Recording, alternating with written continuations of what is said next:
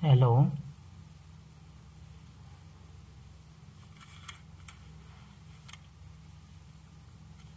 पटवारी परीक्षा का टॉपिक हम कर रहे हैं समतलीय आकृतियों का परिमाप एवं क्षेत्रफल। कल ये हमने बेसिक किया था, चतुर्भुज का बेसिक, कितने सूत्र होते हैं, कितने प्रकार होते हैं, तो उसका बेसिक किया था। उसके आधार पर क्वेश्चन नंबर एक चतुर्भुज का विकर्ण। अब इसके अंदर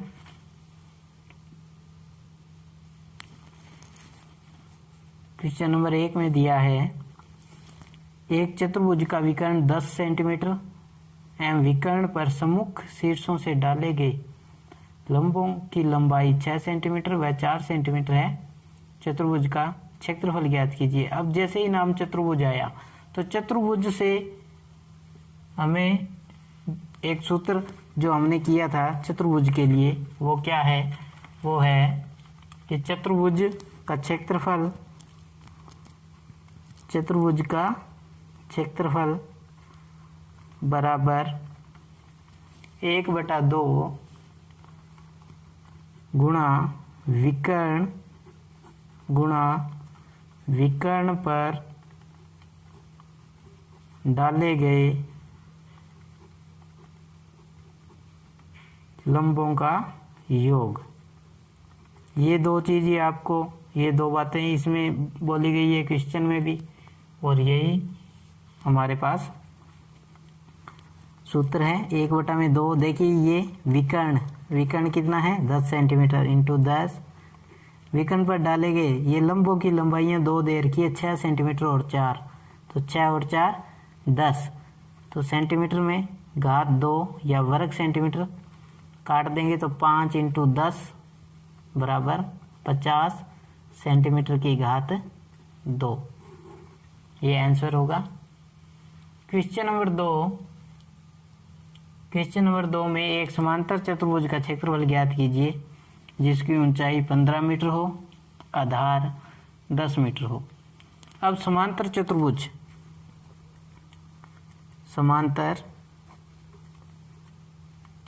का क्षेत्रफल वो होता है आधार इंटू ऊंचाई। अब आधार का मान हमारे पास है, ऊंचाई का मान 15 और आधार का मान है 10, और किस में है, मीटर की घात 2 में। 15 का 10 से गुणा किया तो 150 मीटर की घात 2। ये समांतर चतुर्भुज का क्षेत्रफल होगा। इसी तरह क्वेश्चन नंबर 3 एक चक्रीय चतुर्भुज का क्षेत्रफल ज्ञात कीजिए जिसकी भुजाएं 36 centimetre, 77 centimetre, 40 centimetre. Question number 3 में ये 4 भुजाएं दी है, 36 सेंटीमीटर, 75 सेंटीमीटर, 77 सेंटीमीटर है, 40 सेंटीमीटर। चक्रीय चतुर्भुज की बात कर रहा है तो ए का मान कितना है 36, बी का मान हो जाएगा 73, सी का मान 77 और डी का मान हमारे पास है 40। सबसे पहले हमें क्या करना है, जब सूत्र में एस होगा, एस का मान ज्ञात करना है। एस का मान क्या होता है, इन चारों का योग प्लस 40/2। अब जोड़ेंगे इनको, 7 5 12 और 6 18, 4 7 11, 7 18 और 3 21 और 1 22, 228 बटा में 2 114। एस का मान कितना है 114। तो अब चक्रीय चतुर्भुज का क्षेत्रफल ज्ञात करना है। चक्रीय चतुर्भुज का क्षेत्रफल, तो इसका सूत्र होता है S minus A, S minus B, S minus C और S minus D under root. अब इसमें ज्ञात करेंगे S का मान 114 114 माइनस 36 इंटू 114, या इसको सीधा घटाते जाओ। 114 में से 36, 8, 7, पहले आएगा 78 इंटू, अब 114 में से 75 घटा दो। 114 में से घटाएंगे 75, 9, 3, 39, 114 में से घटाया 77 तो 37, और 114 में से घटाएंगे 40, 40 घटाएंगे तो 74। अब जब इनका आपस में गुणा करेंगे, इनका आपस में हम गुणा करेंगे तो कितना आएगा, उस हिसाब से इनको गुणा करके हम आंसर ज्ञात कर सकेंगे। इनका गुणा कर कर रूट का मान निकाल कर हमारा आंसर आ जाएगा।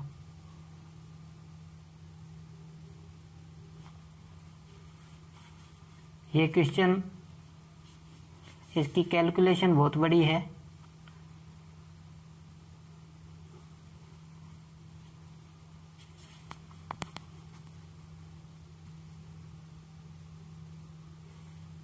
क्वेश्चन नंबर 4,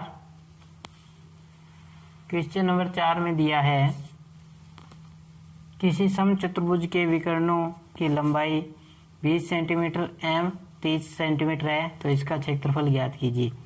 अब समचतुर्भुज का क्षेत्रफल, समचतुर्भुज का क्षेत्रफल का सूत्र, इसमें दो विकर्ण होते हैं, 1/2 गुणा विकर्णों का गुणनफल। अब दो विकर्ण दिए हैं, इसमें एक का मान 20 है, ये देखिए 20 सेंटीमीटर, और एक 30 सेंटीमीटर।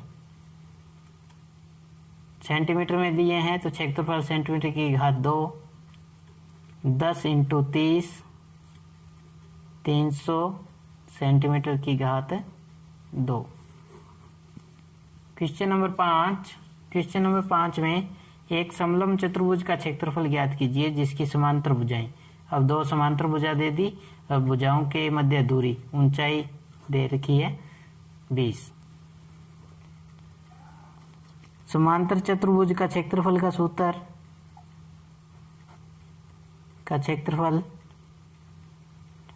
1/2 समांतर भुजाओं का योग,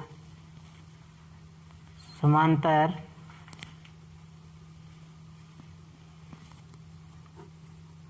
भुजाओं का योग इंटू समांतर भुजाओं के बीच की दूरी।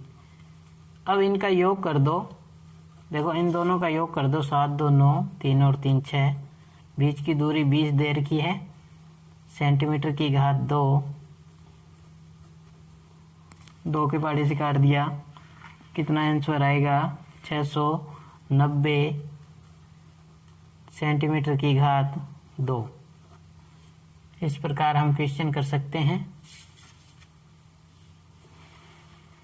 इस कैलकुलेशन को